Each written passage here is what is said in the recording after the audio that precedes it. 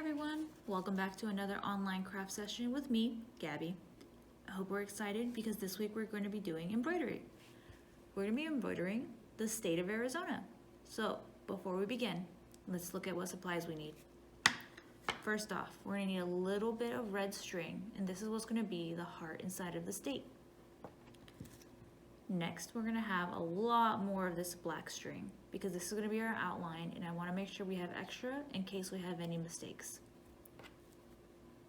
Now we have our embroidery needle. Now we need to be very careful with this.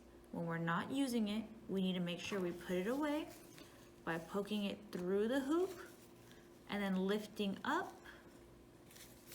and setting it this way so it doesn't fall anywhere and we don't step on it. When we are not using the needle, it needs to be put away. When we are using the needle, you need to make sure you're not poking yourself or others. It does have this rounded tip here, so it's not as sharp, but it can still hurt someone, so please be careful. And our last supplies are going to be this embroidery hoop. We have an embroidery hoop that is big on the outside, which is what we see right here, and it has a smaller circle on the inside, which we don't always see. We're also going to have a piece of fabric and a piece of tracing paper on here. When we're done embroidering the entire state and the entire heart, we're gonna run our project underwater and let it dry because the water is gonna wash away this tracing paper here. Now, we are first gonna start by looking at if we take our embroidery hoop apart, in case you did that on accident. What happens is you have your tracing paper, your little circle, and your white fabric. We're going to place that on top of our little circle, place our tracing paper on top of that. It should have a mark because it was in its hoop for a while now. We're going to loosen our screw, so lefty-loosey, and place it on top of the small circle. You're going to turn it righty-tighty to hold it in place again. You're going to make sure all the edges are even, and if there's any wrinkles, you're going to pull the edges to straighten them out, to make sure everything in the circle is completely smoothed over. Now let's learn how to tie a knot. We're going to take one end of our string and loop it around our thumb, crossing over our other end of the string. Place the tip of the string on top of our thumb, and we are going to let the circle slide off the tip of our thumb, and we're going to pull the string tight, and it should create your knot. Now let's give it another try. Same thing, wrap the edge of the string around your thumb, place the tip of it on your thumb and push it through, and we're going to pull it tight. Now we have two knots on one side of our string. An extra tool I did not mention before is our needle threader. It's thin and blue and it has a circle on one side. You're going to poke the non-circle side through the eyelet of your needle. Then you're going to grab the edge of the string that does not have the knot and pull it through the circle side of it. And pull the edge of your needle threader gently through the needle so the loop goes through the needle, and your string will come through and it'll be in your needle. Make sure your needle is not in the center of the string, but it's a little off center like mine is. And your knot should be on the really long end of the string. Now let's take our embroidery hoop, and you're going to use your needle to feel around the back of the hoop. As you do that, you're not going to poke through, but you should be able to see the needle moving around on the fabric. So you can see mine moving just right here. Now you're going to poke through, starting on the corner. Once you poke through, you're going to pull your needle all the way through. Once you reach the edge of the string, your knot should get stuck.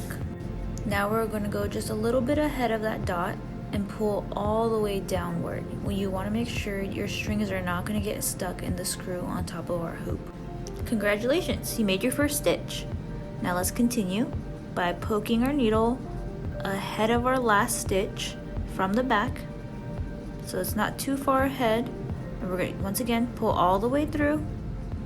And once we pull all the way through, now we're going to go back to the edge of our last stitch, completing it and making a line. What we are now doing is a back stitch, which means we're jumping ahead of the end of our last stitch and then going backwards to the end of it to connect them. As we use the backstitch to continue tracing this outline, make sure you're not jumping too far ahead because your stitches will not be secure. The furthest apart your stitches should be is about the width of your pinky. But as we continue, let's take a look at a mistake that you might make and how we can fix it. Let's say while you were sewing, you forgot you had a poke from the back and you went straight to the front on accident. And when you pulled, your string got caught on the frame of the embroidery hoop. Now what we're gonna do is we're gonna slide our needle off the string, put our needle to the side where we can't lose it, and just pull our string through. Now what you're gonna do is rethread your needle, make sure you have your needle threader, you poke it through the eyelet, and then you're gonna get your end of your string, put it through the circle, and now we're gonna pull the needle threader through this needle, and we're ready to keep going. Okay, now that we've done all the straight lines, we're getting to those little bendy bits. As you do these, you want to make sure you make your stitches a little bit smaller so that they make each and every little turn. Some turns will only be the size of one little stitch. Now that we're done with the outline, we're going to flip this over and tie a knot against the back of our fabric with our extra string. So to do that, we're going to make a loop and we're going to pull our string under the loop, and I use my thumb to hold where I want the knot to be. I know where I want the knot to be because it's where all of my strings cross over. That's the point I want to keep against the fabric. Now that our knots are tied, we're going to thread our needle with our red string to embroider the heart. We're going to start this the same way we started our outline, with poking up from the back and then making a little dash downward just ahead and pulling all the way through. As we do this heart, we want to make our stitches a lot smaller because the heart is very tiny. If you would like, you can use your string to also fill in the heart, or you can leave it as just an empty outline that maybe you choose to color in later with a marker or decorate it in a different way.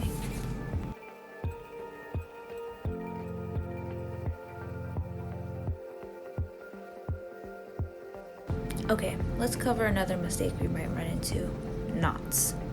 So I got a little knot on the back of my heart, and what I'm going to do is I'm going to get really close. We will see that I got one of the most common knots that you will probably run into, is that my knot has a little loopy in the middle of the string. So I'm going to take my needle and I'm going to put it into the circle and pull it, and you will feel that one of the strings is moving. So you're going to pull those apart and bam, it comes undone. Now that the knot is clear, take the time to finish your embroidery, and when you are done, don't forget to tie a knot against the back of the fabric so that everything can stay in place, and you're going to use your scissors to trim off the extra string. Okay, to finish up, we're going to go to the sink and rinse away the tracing paper. Make sure you scrub all of it out. It will feel a little bit gooey, and then we're going to let it dry and then trim away all the extra fabric on the edges, and we're done. I'll see you next week.